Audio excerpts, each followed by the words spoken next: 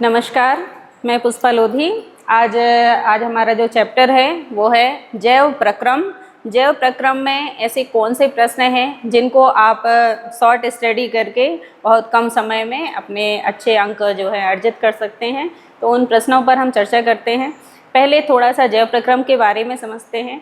जैव प्रक्रम का मतलब होता है हमारे जीवों के शरीर के अंदर चलने वाली ऐसी प्रोसेस, ऐसी प्रक्रियाएं जो सम्मिलित रूप से अनुरक्षण का कार्य करती हैं। मतलब सभी अपने शरीर को कार्यशील बनाए रखती हैं सम्मिलित रूप से कार्य करते हुए।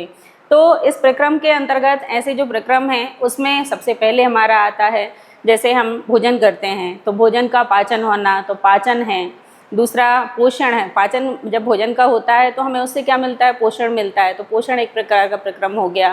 फिर कुछ अपचयी पदार्थ को हम बाहर निकालते हैं तो वो उत्सर्जन हो गया। उत्सर्जन भी एक प्रकार का प्रक्रम हो गया।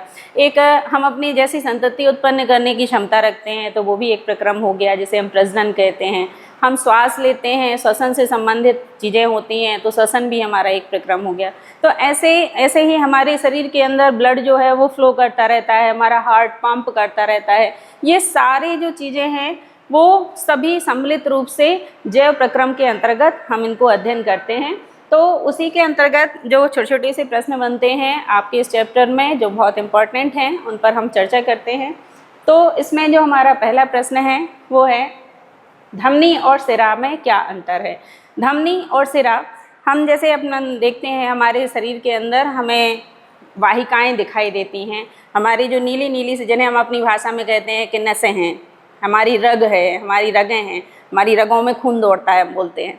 तो ये जो हमारी रगें हैं, हमारी नसें हैं, इन्हें हम विज्ञान की भाषा में रक्तवाहिकाएँ बोलते हैं, है ना। और रक्तवाहिकाएँ जो हैं वो दो तरह की होती हैं, धमनी और सिरा।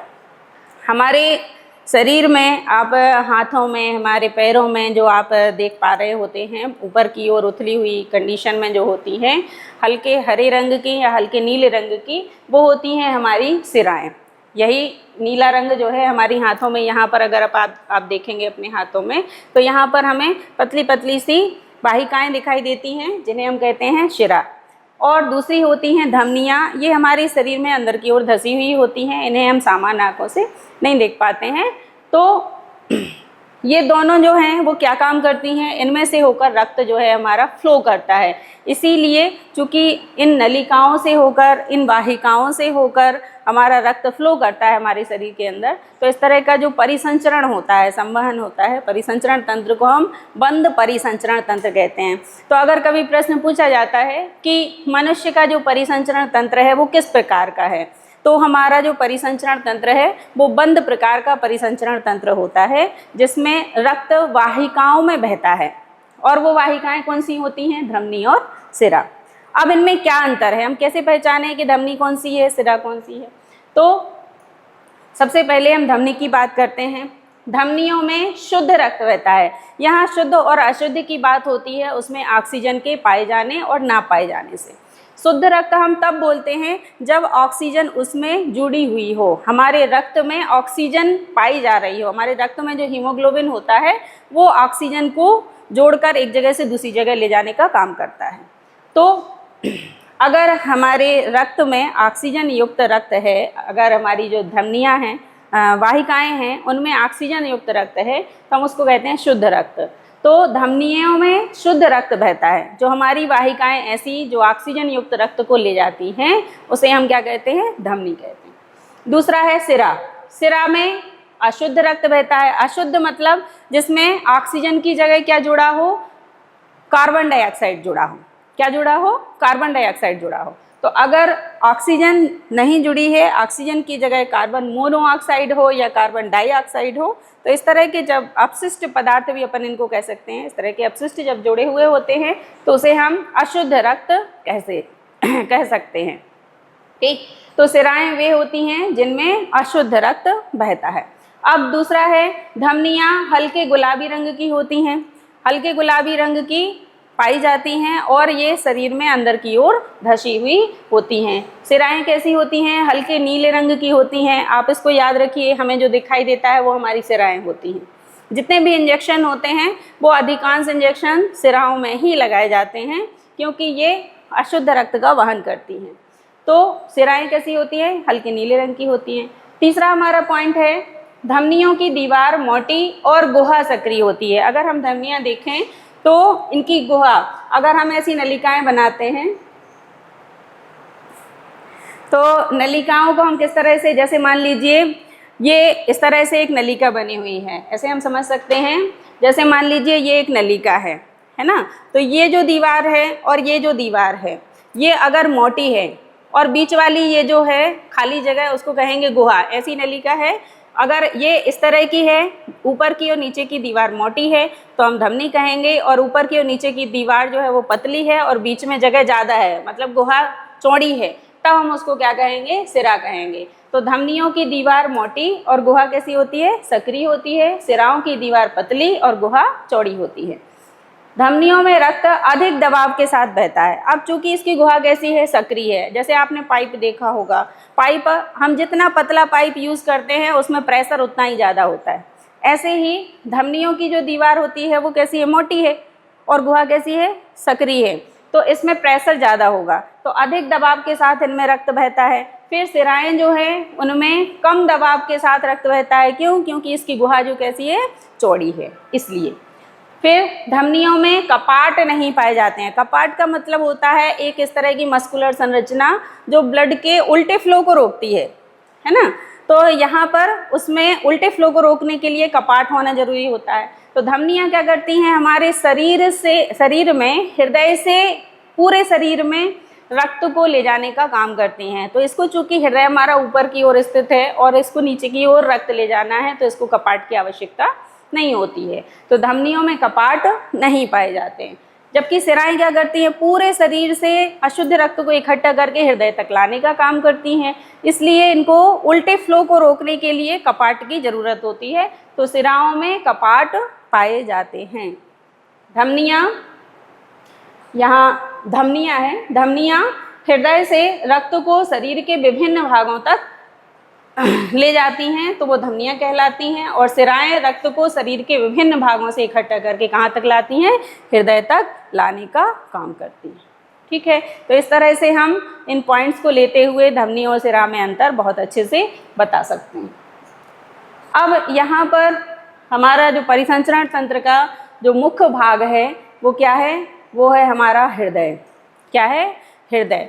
हृदय की आंतरिक संरचना का चित्र आपके सामने है। प्रश्न आता है हृदय की आंतरिक संरचना का चित्र बनाइए। तो आपको इस तरह का चित्र बनाना होता है। इस चित्र में हम सबसे पहले क्या बनाते हैं, सबसे पहले ये आउटलाइन बनाते हैं। सबसे पहले नीचे एक यू आकार की संरचना बना लें, फिर उसके अंदर दो भी बना लें इस तरह से, और फिर इसको इस तरह से जोड़ दें, इसको इस तरह से बाहर निकाल दें और यहाँ पर इसको बना दें। तो इससे क्या होता है, फिर इसका नामांकन कैसे करना है। आपको नामांकन करने के लिए आपको अपने, चूंकि अपन इस तरह से लिख रहे हैं, तो ये हमारा कौन सा है भाग है, दायां भाग है, वो कौन सा है, बायां भाग है।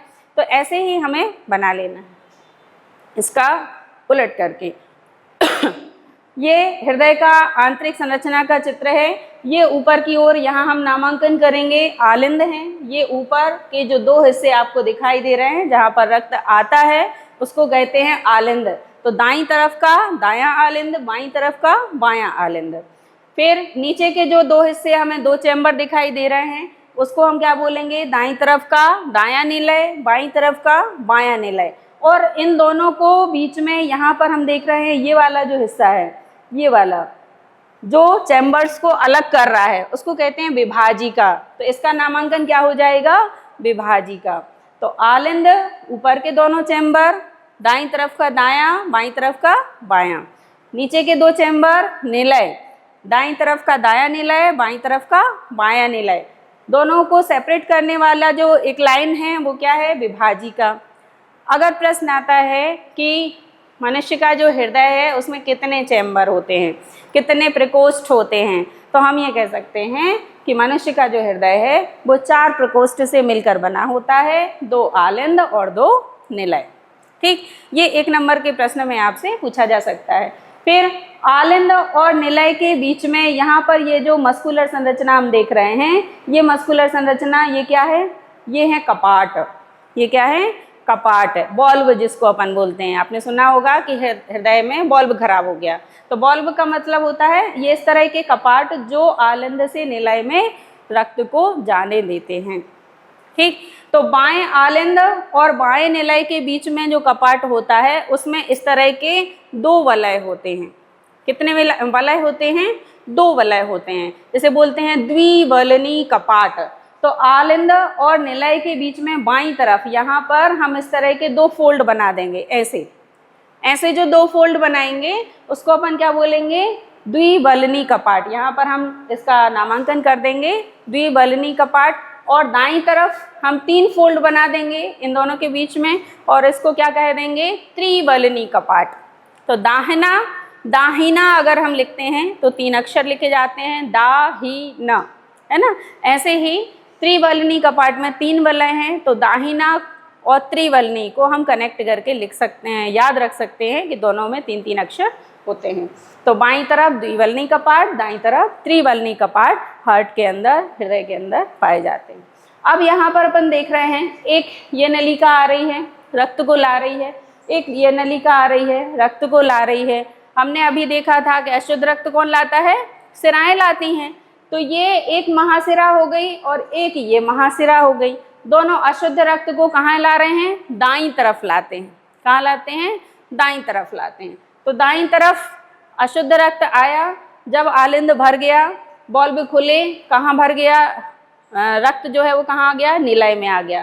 फिर निलय से प्रेशर लगा नीचे से, और प्रेशर के कारण ये जो कपाट हैं वो खुल गए और रक्त कहाँ चला गया? फेफड़ों के पास चला गया शुद्ध होने के लिए। मतलब अब उसमें क्या होगा? ऑक्सीजन मिक्स होगी, और वो ऑक्सीजन मिश्रित जो रक्त है वो कहाँ आता है? हमारे बाएं आलंद में आता है।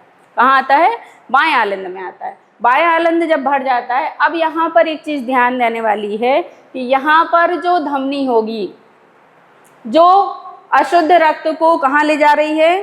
हार्ट के फेफड़ों के पास ले जा रही है। वो जो धमनी होगी उसमें अशुद्ध रक्त होगा, और उसका स्पेशल नाम है पल्मोनरी धमनी या फुफ्फुस धमनी। तो एकमात्र हमारे शरीर में धमनी है जिसमें अशुद्ध रक्त होता है, बाकी सभी धमनियों में शुद्ध रक्त होता है। ऐसे ही एकमात्र सिरा ऐसी है जिसमें शुद्ध रक्त होता है, बाकी सभी में अशुद्ध रक्त होता है। तो ये हमें अपवाद जरूर याद रखने हैं। दोनों कहाँ हैं? दोनों हैं फेफड़ों के पास।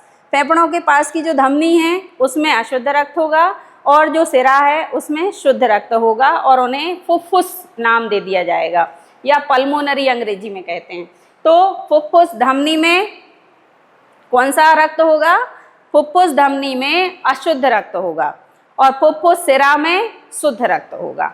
बाकी सारी सिराओं में अशुद्ध रक्त होगा। ये थोड़ा सा ध्यान देने की ज़रूरत है। तो इस तरह से आप इस चित्र को देख सकते हैं और इसका नामांकन कर सकते हैं।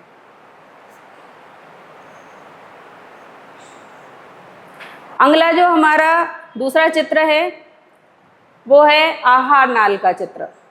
आप इसमें देख पा रहे हैं एक चित्र बना हुआ है जिसमें हमारी आहार नाल है, जो हम भोजन करते हैं। उस भोजन का पाचन करने में हमारे शरीर के कौन कौन से आंतरिक अंग हैं जो हेल्प करते हैं, कहाँ पर भोजन के किस भाग का पाचन होता है, ये सारी चीज़ें हम इसमें समझ सकते हैं। प्रश्न चित्र के रूप में भी पूछा जा सकता है, या ये भी पूछा जा सकता है कि भोजन का पाचन कैसे होता है। चित्र आपके सामने है। चित्र बनाने के लिए हम क्या करेंगे? सबसे पहले ड्रॉ करेंगे ये वाला पोर्शन मुख का। यहाँ से एक नली डालेंगे, ये नली यहाँ तक लाएंगे। इस नली को इस तरह से आकार देते हुए, कैसा? एक हंसिया जैसा आकार। हंसिया आपने देखा होगा, हंसियाकार एक ऐसा रूप देंगे, और फिर पीछे से इसको फुला के इसमें जोड़ देंगे। तो ये क्या बन जाएगा? हमारा आमाशय बन जाएगा। यहाँ इस तरह से बिल्कुल पतली पतली सी ऐसी नलिकाएं बना देंगे। उस नलिका को यहाँ जोड़ देंगे। यहाँ चौड़ी सी एक नलिका बनाएंगे, इसको यहाँ और इसको यहाँ जोड़ देंगे। फिर बाद में ये वाला हिस्सा बनाएंगे जिसे हम कहते हैं लीवर या यकृत। ठीक, तो इस तरह से हम चित्र को ड्रॉ कर लेंगे। अब भोजन का पाचन कैसे होता है, इसमें आपके कई सारे छोटे छोटे से प्रश्न बनते हैं। जैसे हमने भोजन लिया, ठीक, हमने भोजन लिया। भोजन कहाँ लेते हैं अपन? कौर कहाँ लेते हैं? हमारे मुंह के अंदर लेते हैं। हाँ, ये यहाँ से शुरुआत होगी। तो पहला भाग हो गया हमारा मुख। यहाँ हम नामांकन कर देंगे मुख। मुख के अंदर क्या होता है, हमारे दांत होते हैं, हमारी जीवा होती है और लार ग्रंथियाँ होती हैं जो मुख गुहा के अंदर पाई जाती हैं। तो दूसरा भाग हो गया मुख के अंदर की ओर, ये वाला जो भाग है ये हो गया मुख गुहा। तो पहला भाग मुख, दूसरा हो गया मुख गुहा।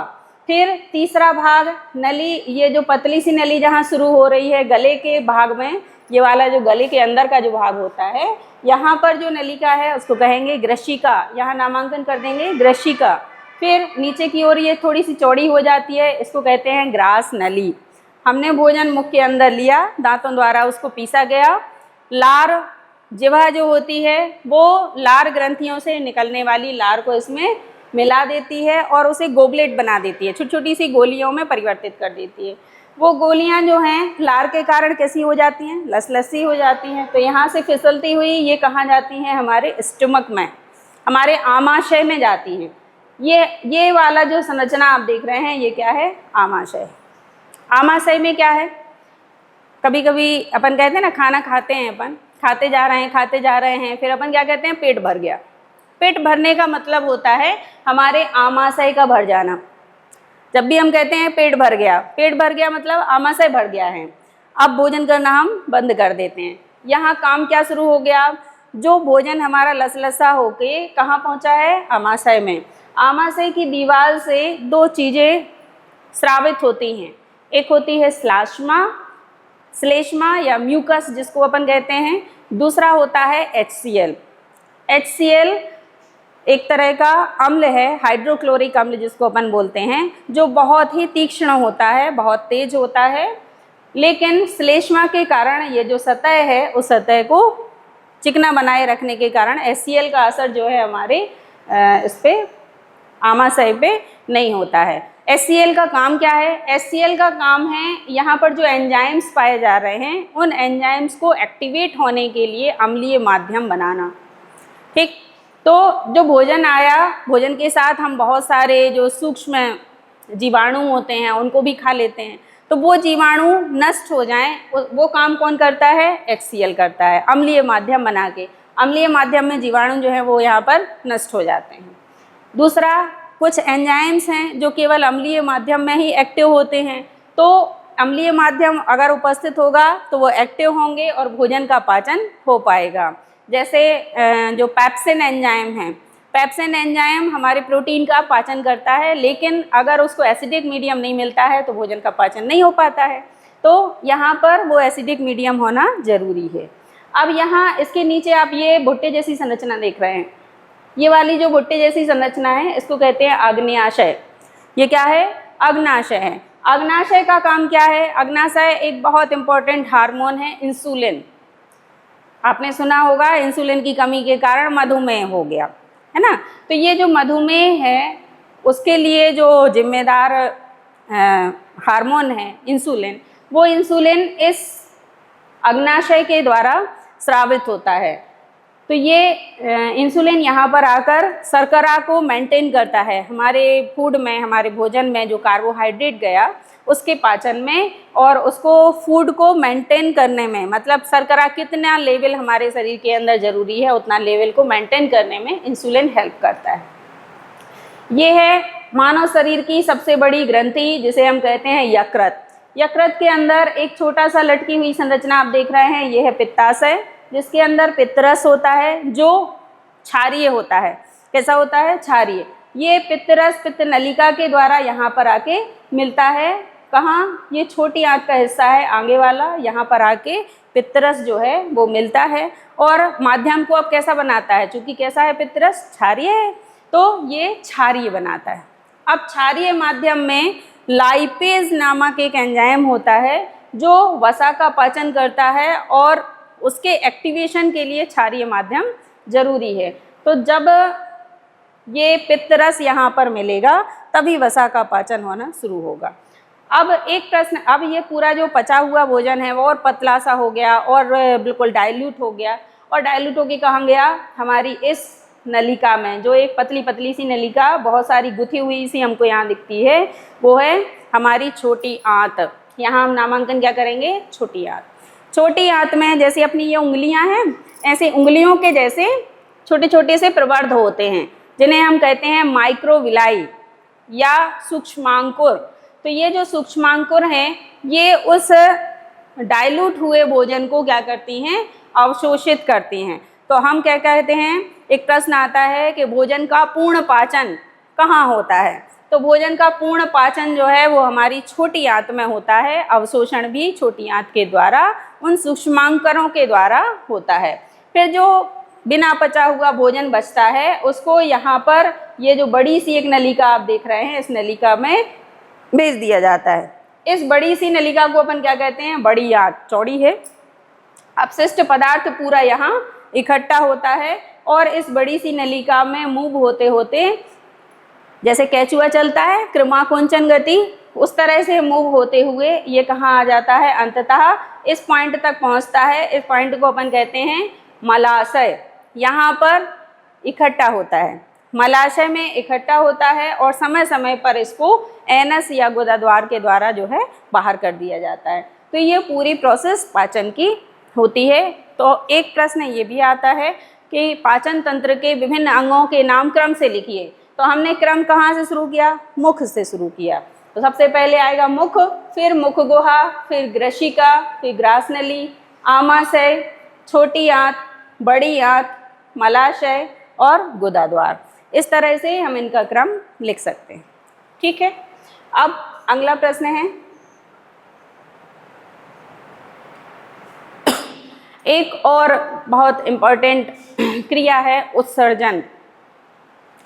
जो भोजन के पाचन के बाद या हमारे शरीर की विभिन्न क्रियाओं के बाद जो अपशिष्ट पदार्थ बने हमारे शरीर में, उन अपशिष्ट पदार्थों को शरीर से बाहर निकालना भी जरूरी है।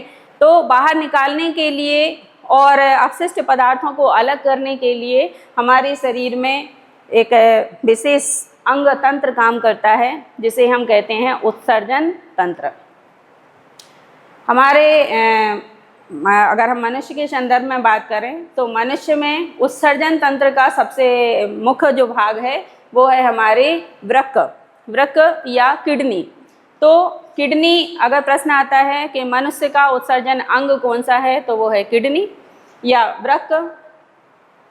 उत्सर्जन तंत्र में कौन कौन से भाग शामिल हैं, तो किडनी से जुड़ी हुई ये हमारी जो दो नलिकाएं हैं, दोनों किडनियों से इकट्ठा करके ये यूरिन को लाती हैं, मूत्र को लाती हैं या यूरिन को लाती हैं। तो ये मूत्रवाहिनी या यूरिनरी ट्यूबल्स कहलाती हैं और ये एक ब्लैडर के अंदर इसको इकट्ठा करती हैं, जिसे हम मूत्राशय कहते हैं या यूरिनरी ब्लैडर कहते हैं, जो एक मार्ग के थ्रू इसको बाहर पास करते हैं। तो उसको कहते हैं अपन मूत्र मार्ग या यूरेथ्रा।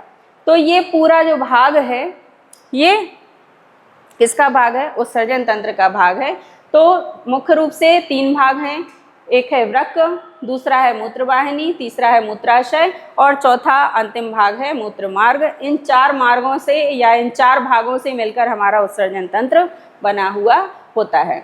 आप चित्र कैसे बनाएंगे, चित्र बनाने के लिए आप सबसे पहले 2 नलिकाएं बनाइए। दोनों नलिकाओं में सेम के बीज के आकार के, जैसे सेम का बीज होता है ऐसे एक इस तरफ बना दिया, एक इस तरफ बना दिया। दूसरे दोनों के ऊपर छोटी छोटी सी टोपी नुमा संरचना बना दी, जिन्हें अधिवृक्क ग्रंथि कहते हैं। तो ये 2 किडनी बन गई। किडनी से एक एक नलिका लाएंगे, यहाँ पर एक फूला हुआ ब्लैडर बनाएंगे और उसके अंदर ये दोनों नलिकाएं जोड़ देंगे। ये जो नलिका आई उसको क्या कहेंगे, मूत्रवाहिनी नलिका। ये फूला हुआ भाग बनाया उसको कहेंगे ब्लैडर या मूत्राशय।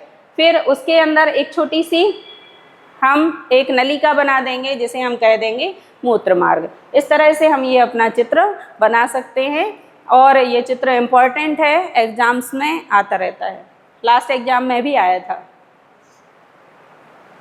अब बात करते हैं श्वसन की। श्वसन भी हमारे शरीर की एक बहुत महत्वपूर्ण क्रिया है। तो सबसे पहले तो हम श्वसन और श्वासोच्छ्वास में अंतर समझ लें। श्वास लेना और श्वास छोड़ना ये श्वासोच्छ्वास है, माने गैस ली और गैस छोड़ दी, ये श्वासोच्छ्वास है। दूसरी है श्वसन। श्वसन मतलब जो हमने गैस ली, उस गैस में से जो ऑक्सीजन है वो ऑक्सीजन ग्लूकोज पर काम करेगी और ग्लूकोज पर काम करके उसमें से एनर्जी प्रोड्यूस करेगी, साथ में कार्बन डाइऑक्साइड रिलीज करेगी। ये जो प्रोसेस है वो है श्वसन। और जो कार्बन डाइऑक्साइड लास्ट में बनी उसको बाहर छोड़ दिया जाएगा हमारी नॉस्ट्रल के द्वारा। तो ये पूरी प्रोसेस क्या कहलाएगी? श्वसन कहलाएगी। तो श्वसन और श्वासोच्छ्वास में थोड़ा सा अंतर है। अब श्वसन जो है वो दो तरह से होता है। अगर वायु या ऑक्सीजन की उपस्थिति में हो रहा है तो हम उसे वायवीय श्वसन कहते हैं।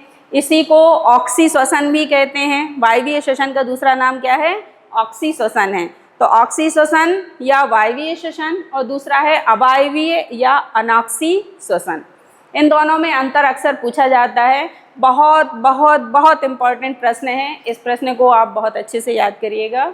वायवीय श्वसन, वायवीय माने वायु की उपस्थिति में, वायु माने ऑक्सीजन की उपस्थिति में अगर श्वसन हो रहा है तो हम उसे क्या कहेंगे? वायवीय श्वसन कहेंगे। अगर ऑक्सीजन की अनुपस्थिति में श्वसन हो रहा है तो उसे क्या कहेंगे? अवायवीय श्वसन या अनाक्सी श्वसन कहेंगे। दूसरा जो पॉइंट है, वायवीय श्वसन कहाँ होता है? तो वायवीय श्वसन कोशिका द्रव्य और माइटोकॉन्ड्रिया दोनों में होता है। जो कोशिका द्रव्य होता है उसमें ग्लाइकोलाइसिस होता है और ग्लाइकोलाइसिस के बाद माइटोकॉन्ड्रिया में क्रेब्स साइकिल होती है। दोनों मिलकर श्वसन का हिस्सा बनाते हैं। तो जो वायवीय श्वसन है वो कोशिका द्रव्य और माइटोकॉन्ड्रिया दोनों में संपन्न होता है। अवायवीय श्वसन केवल कोशिका द्रव्य में संपन्न होता है। वायवीय श्वसन में भोज्य पदार्थ का पूर्ण रूप से ऑक्सीकरण होता है, मतलब भोज्य पदार्थ पूरी तरह से ऑक्सीकृत हो जाता है, जबकि अवायवीय श्वसन में भोज्य पदार्थों का अपूर्ण ऑक्सीकरण होता है। भोज्य पदार्थ पूरी तरह से ऑक्सीकृत नहीं हो पाता है। फिर वायवीय श्वसन का क्रिया का अंतिम उत्पाद जो है वो कार्बन डाइऑक्साइड और पानी बनते हैं। जैसे हमने श्वसन का एक समीकरण दिया था कि अंत में क्या बना? कार्बन डाइऑक्साइड और पानी बना। तो ये अंतिम उत्पाद हैं किसके? वायवीय श्वसन के। अवायवीय श्वसन का अंतिम उत्पाद क्या होता है? कार्बन डाइऑक्साइड और अल्कोहल होते हैं। अगला जो प्रश्न है, अगला जो हमारा पॉइंट है वह है यह क्रिया अधिकांश जीवों में होती है। जितने भी उच्च जीव हैं, चाहे उच्च पादप हों चाहे उच्च जंतु हों, सभी में वायवीय श्वसन पाया जाता है। फिर अवायवीय श्वसन कम विकसित जीवों में होता है। जो निम्न स्तर के कम विकसित जीव हैं उनमें अवायवीय श्वसन पाया जाता है। मनुष्य में भी कुछ कंडीशंस में हमारी जो मसल्स होती हैं, चाहे हाथ की मसल्स हों चाहे पैर की मसल्स हों, ज़्यादातर पैर की जो पिंडली की मसल्स होती हैं उनमें अवायवीय श्वसन कभी कभी पाया जाता है। क्यों? क्योंकि जैसे अपन व्यायाम करते हैं, बहुत तेज़ तेज़ दौड़ते हैं तो कुछ समय बाद हमारी पिंडली में दर्द होने लगता है। क्यों? क्योंकि वहाँ पर प्रॉपर ऑक्सीजन नहीं पहुँच पाती और ऑक्सीजन न पहुँचने की स्थिति में वहाँ पर अवायवीय श्वसन होना शुरू हो जाता है, जिसके कारण लैक्टिक एसिड बन जाता है। जो कार्बन डाइऑक्साइड बन रही थी उसके साथ क्या बन रहा है? लैक्टिक एसिड बन जाता है। तो फिर हमें वहाँ पर दर्द पैदा हो जाता है। अगला जो हमारा प्रश्न है वो है रक्त और लसिका में अंतर। रक्त और लसिका जो है ये दोनों हमारे परिसंचरण तंत्र से संबंधित हैं। ये दोनों द्रव हैं जो परिसंचरण में पदार्थों को एक जगह से दूसरी जगह ले जाने में सहायता करते हैं। रक्त के बारे में तो सभी जानते हैं। रक्त हमारी वाहिकाओं में बहने वाला लाल रंग का एक पदार्थ होता है। लाल रंग का ऊतक कहना चाहिए, एकमात्र ऐसा ऊतक है जो तरल अवस्था में पाया जाता है और संयोजी ऊतक है। तो तरल संयोजी ऊतक कौन सा है? इस तरह का प्रश्न आता है तो वो क्या है? रक्त है। तो अगला जो हमारा प्रश्न है वो है रक्त और लसिका में अंतर। हम रक्त और लसिका में कैसे अंतर कर सकते हैं? रक्त और लसिका जो हैं दोनों ही हमारे परिसंचरण तंत्र के भाग होते हैं। दोनों ही परिसंचरण करने में सहायता करते हैं।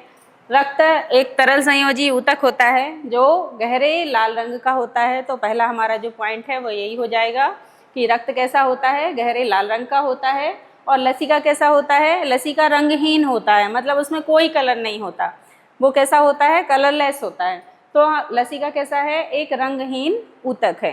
फिर रक्त में क्या पाया जाता है? रक्त में लाल रक्त कणिकाएं उपस्थित होती हैं और लसिका जो है उसमें लाल रक्त कणिकाएं नहीं पाई जाती हैं। बिल्कुल सिंपल से अगर हम पॉइंट लेते हैं, बिल्कुल बहुत जल्दी याद होने वाले पॉइंट यहाँ पर हमने लिए हैं।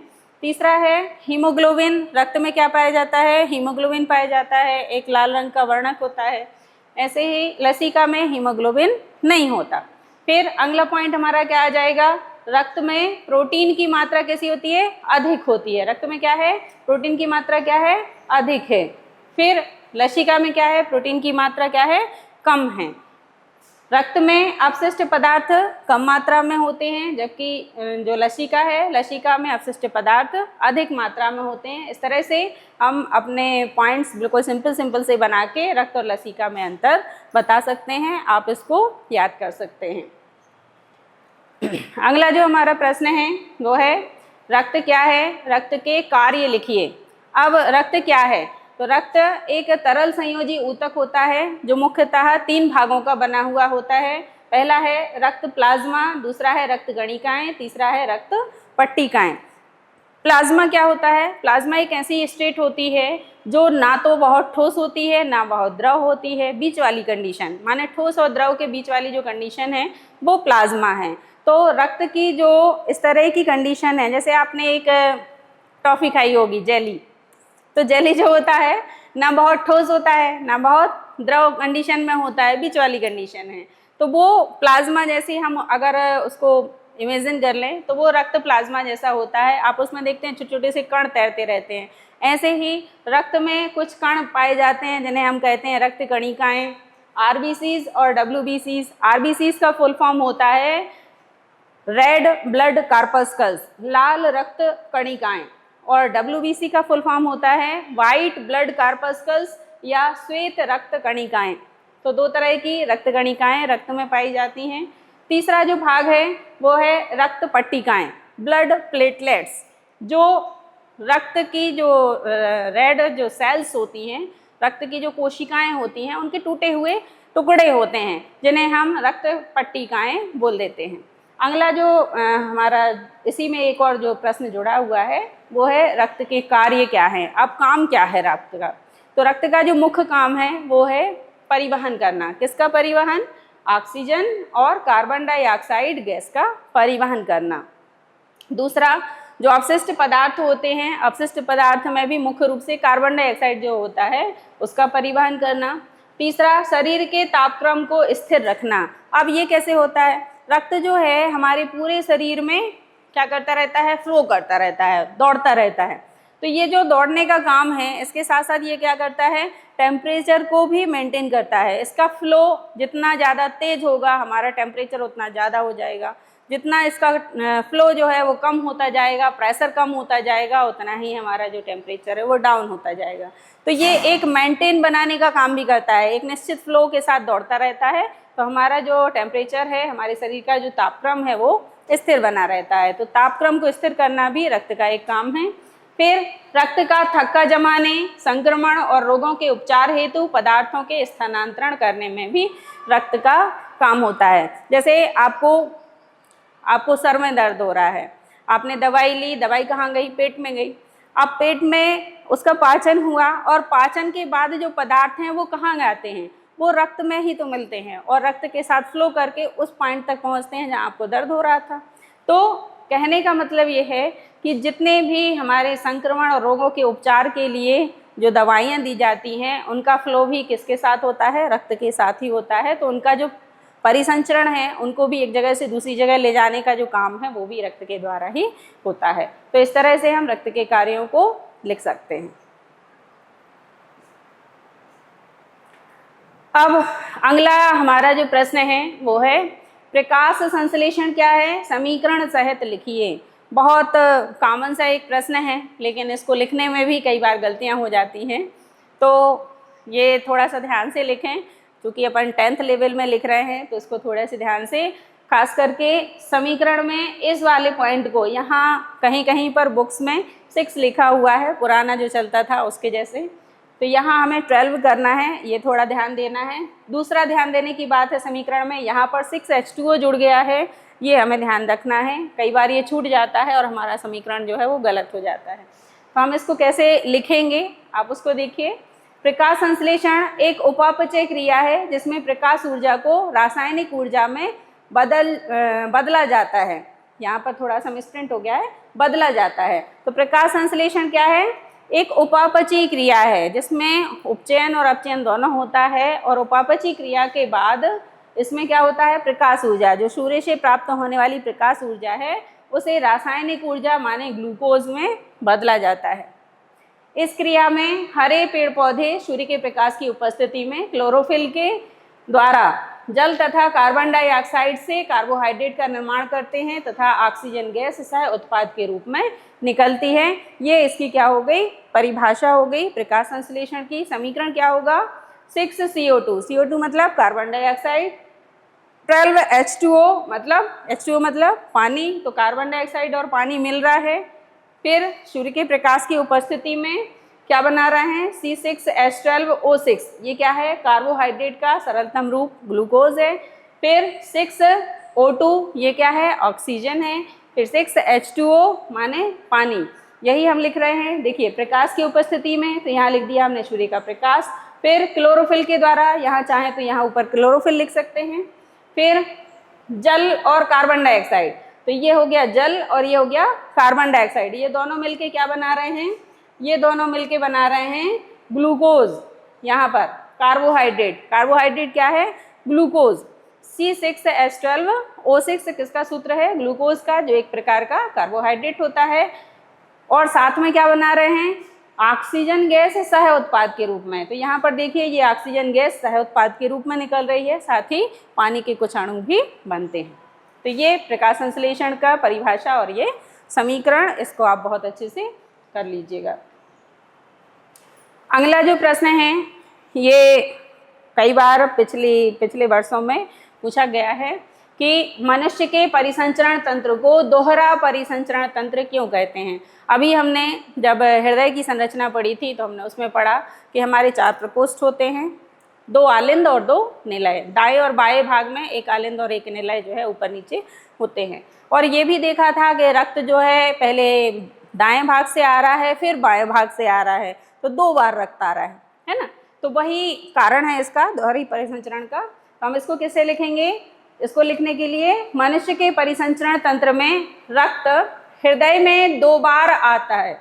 कितनी बार आता है, 2 बार आता है। एक बार कब, एक बार दाहिने भाग में ऑक्सीजन रहित मतलब अशुद्ध रक्त या अशुद्ध रक्त, और दूसरी बार बाएं भाग में, बाएं भाग मतलब बाएं आलिंद में ऑक्सीजन युक्त यानी कि शुद्ध रक्त माने ऑक्सीजन जिसमें जुड़ा हुआ है, शुद्ध रक्त आता है। चूंकि हृदय में 2 बार रक्त आता है इसलिए इस प्रकार के परिसंचरण तंत्र को दोहरा परिसंचरण तंत्र कहते हैं। ठीक है, तो अगर प्रश्न आए कि दोहरा परिसंचरण तंत्र क्या है तब आपको उसको इस तरह से आंसर करना है।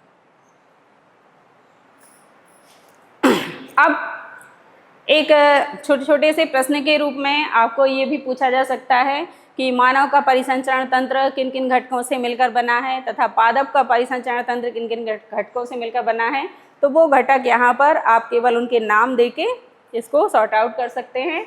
तो सबसे पहले तो मानव परिसंचरण तंत्र के घटक कौन कौन से हैं। परिसंचरण तंत्र में 3 भाग हैं, एक है रक्त, दूसरा है हृदय और तीसरा है रक्त वाहिकाएं।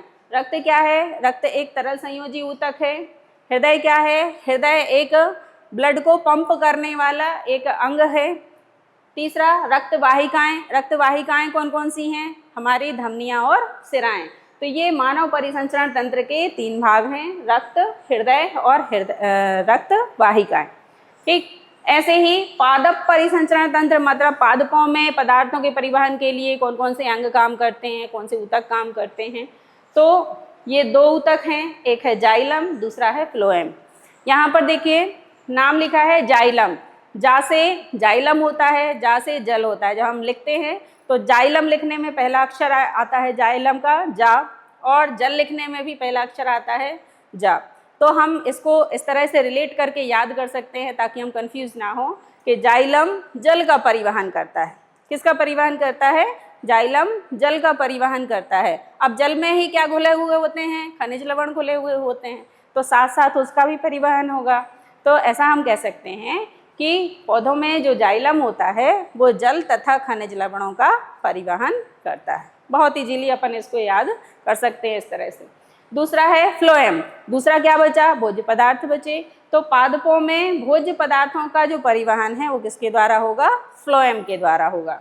तो दो तरह के ऊतक हैं, जाइलम और फ्लोएम, जो पादपों में परिसंचरण तंत्र का काम करते हैं। ये प्रश्न है, हालांकि अपन आहार नाल का जब चित्र देख रहे थे तब इसको कर चुके हैं कि आहार नाल के विभिन्न भागों के नाम क्रम से लिखिए। तो हमने उसमें क्रम देखा था, सबसे पहले क्या आया था, मुख। मुख से भोजन कहाँ गया, मुख गुहा में, फिर मुख गुहा से ग्रशिका में, फिर ग्रशिका से ग्रासनली में, फिर आमाशय में, फिर छोटी आंत में, फिर बड़ी आंत में, फिर मलाशय में, और फिर गुदा द्वार से उसको बाहर कर दिया जाता है। तो ये हमारा क्रम है आहार नाल के विभिन्न भागों का। अब इस चैप्टर से संबंधित कुछ वस्तुनिष्ठ प्रश्न हैं। वैसे तो चूंकि हम चैप्टर पर डिस्कस कर चुके हैं तो अधिकांश प्रश्नों के उत्तर आप खुद दे पाएंगे, ऐसी हमें आशा है। तो आप इसको कोशिश करें खुद देने की, जो ना समझ में आए तो आप इसमें से रीड कर सकते हैं। पहला है, पृथ्वी पर सबसे ज़्यादा प्रकाश संश्लेषण होता है, किसके द्वारा होता है, तो वो शैवाल हैं जिनके द्वारा पृथ्वी पर सबसे ज़्यादा प्रकाश संश्लेषण होता है। लास्ट ईयर ये एग्जाम में पूछा गया था कि पृथ्वी पर सबसे ज़्यादा प्रकाश संश्लेषण करने वाले जीवों के नाम लिखिए, तो वो क्या हैं, वो शैवाल हैं। दूसरा है, पौधे अपना भोजन किस क्रिया के द्वारा बनाते हैं, तो पौधों में अपना भोजन बनाने की जो क्रिया है वो है प्रकाश संश्लेषण। तीसरा है, प्रकाश संश्लेषण की क्रिया में कौन सी गैस निकलती है, तो अभी हमने समीकरण में देखा कौन सी गैस सह उत्पाद में निकली, ऑक्सीजन। फिर अगला प्रश्न है, श्वसन किस प्रकार की रासायनिक अभिक्रिया है। हमने दो तरह की रासायनिक अभिक्रियाएं लास्ट सेशन में पढ़ी थी, ऊष्माक्षेपी और ऊष्माशोषी। तो जो श्वसन है, चूँकि इसमें ऊष्मा उत्पन्न होती है, इसलिए इस तरह की जो रासायनिक अभिक्रिया है उसको हम क्या कहेंगे, ऊष्माक्षेपी अभिक्रिया कहेंगे। अगला जो प्रश्न है, किन्हीं दो कीटभक्षी पौधों के नाम बताइए। कीटभक्षी पौधे वे पौधे होते हैं जो अपनी नाइट्रोजन की आवश्यकता को पूरा करने के लिए दूसरे कीटों का भक्षण करते हैं। जो कीट उस पर आकर बैठते हैं वो उनको पकड़ के उनको पचा लेते हैं ताकि उनकी नाइट्रोजन की पूर्ति हो जाए। तो ऐसे पौधे कौन से हैं, पहला है कलश पादप, कलश पादप को ही हम नेपेंथीज भी बोलते हैं। दूसरा है ड्रोसेरा, तीसरा है मोनोट्रापा। इसके अलावा और भी कई कीटभक्षी पौधे होते हैं, मुख्य रूप से हमें कलश पादप और ड्रोसेरा का विवरण मिलता है। अगला जो प्रश्न है, किन पौधों में श्वसन मूल पाई जाती है। श्वसन मूल एक इस तरह की जड़ें होती हैं जो जमीन से बाहर ऊपर की ओर निकल आती हैं और श्वसन क्रिया कराने में सक्षम होती हैं पौधों के लिए, है ना। तो ये राइजोफोरा में पाई जाती हैं जो दलदली भागों में उगते हुए पाया जाता है। अगला जो प्रश्न है, प्रकाश का अवशोषण करने वाले वर्णक का नाम लिखिए। प्रकाश संश्लेषण की जब क्रिया होती है तो उस क्रिया में प्रकाश का अवशोषण कौन सा वर्णक करता है, क्लोरोफिल करता है, जो कहाँ पाया जाता है, पत्तियों में पाया जाता है, साथ ही पौधे के सभी हरे भागों में भी ये पाया जाता है। अगला प्रश्न है, लार में पाए जाने वाले एंजाइम का नाम लिखिए। हमारी जो लार होती है उसमें एमाइलेज नाम का एंजाइम होता है जो सरल कार्बोहाइड्रेट होता है उस कार्बोहाइड्रेट को पचाने में सहायता करता है। मतलब हम ऐसा कह सकते हैं कि कार्बोहाइड्रेट का पाचन हमारे मुख से ही प्रारंभ हो जाता है ना। मुख में ही कार्बोहाइड्रेट का पाचन शुरू हो गया तो किसके द्वारा होता है, वो एमाइलेज एंजाइम के द्वारा होता है जो स्टार्च को सरल कार्बोहाइड्रेट में परिवर्तित करता है। दूसरा है, अगला जो हमारा प्रश्न है वो है, प्रोटीन का पाचन करने वाले एंजाइम कौन कौन से हैं। हमारे शरीर में जो हमने भोजन के रूप में प्रोटीन लिया, दालें खाई आपने, उसमें प्रोटीन ज़्यादा होता है, तो आपने प्रोटीन लिया, उस प्रोटीन का पाचन हमारे शरीर में कौन से एंजाइम हैं जो करते हैं। हमारे शरीर में पेप्सिन और ट्रिप्सिन ये दो एंजाइम हैं जो हमारे शरीर में प्रोटीन का पाचन करते हैं। इसके अलावा रेनिन नाम का जो एंजाइम है वो भी प्रोटीन का पाचन करता है, लेकिन ये जंतुओं में पाया जाता है, जैसे गाय वगैरह जो होती हैं उनमें रेनिन पाया जाता है। अगला जो प्रश्न है, वसा का पाचन कौन से एंजाइम के द्वारा किया जाता है? तो वसा का पाचन करने के लिए हमारी जो छोटी आंत का अगला हिस्सा होता है, प्रथम हिस्सा होता है, वहाँ पर लाइपेज एंजाइम एक्टिव होता है, जिसके लिए क्षारीय माध्यम जरूरी होता है, वसा का पाचन करता है। अगला प्रश्न है, आहार नाल के किस भाग में भोजन का अवशोषण होता है? तो आहार नाल का ऐसा कौन सा भाग है जहाँ पर भोजन का अवशोषण हो रहा है? तो हमने आपको बताया था अभी पाचन तंत्र पढ़ते हुए कि जो छोटी आंत होती है उसमें उंगली नुमा संरचनाएं होती हैं, जैसे उंगलियां हैं इस तरह की उंगली नुमा सूक्ष्मांकुर जिसको अपन कहते हैं, ऐसी संरचनाएं होती हैं। तो हमारी जो छोटी आंत है वो आहार नाल का वह हिस्सा है जहाँ पर भोजन का अवशोषण होता है। अगला हमारा प्रश्न है, HCl का स्रावण कहाँ से होता है? हमारे शरीर में HCl कहाँ स्रावित होता है? तो वो आमाशय की भित्ति के द्वारा स्रावित होता है। अगला प्रश्न है, आहार नाल में भुट्टे जैसी संरचना का नाम बताएं। आहार नाल में जब हम आहार नाल की संरचना पढ़ रहे हैं तब हम देखते हैं कि आमाशय के नीचे की ओर एक भुट्टे जैसी संरचना निकली हुई थी जिसका नाम क्या था? अग्नाशय। क्या नाम है उसका? अग्नाशय, जहाँ से इंसुलिन रिलीज होता है। फिर अगला प्रश्न है, अग्नाशय से स्रावित होने वाले हार्मोन्स के नाम बताएं। अग्नाशय से दो तरह के हार्मोन स्रावित होते हैं, इंसुलिन और ग्लूकेगॉन। कौन कौन से? इंसुलिन और ग्लूकेगॉन। इंसुलिन और ग्लूकेगॉन दोनों ही शर्करा पर कार्य करते हैं, शर्करा को मेंटेन करने का काम करते हैं। अगला जो हमारा प्रश्न है, मानव शरीर की सबसे बड़ी ग्रंथि का नाम कौन सा है? तो वो है यकृत या लीवर, मानव शरीर की सबसे बड़ी ग्रंथि होती है। अगला हमारा प्रश्न है, मानव का मुख्य परिसंचरण अंग कौन सा है? परिसंचरण अंग में सबसे प्रमुख जो हमारा परिसंचरण अंग है वो है हृदय। अगला है, मानव का मुख्य श्वसन अंग कौन सा है? तो मानव का मुख्य श्वसन अंग क्या है? फेफड़े। अगला है, तरल संयोजी ऊतक का नाम क्या है? तो तरल संयोजी ऊतक का नाम क्या है? रक्त या ब्लड। अगला प्रश्न है, मानव उत्सर्जन तंत्र की इकाई कौन सी है? तो मानव उत्सर्जन तंत्र की इकाई है वृक्कक, या इसी को अंग्रेजी में कहते हैं नेफ्रॉन। क्या कहते हैं? नेफ्रॉन।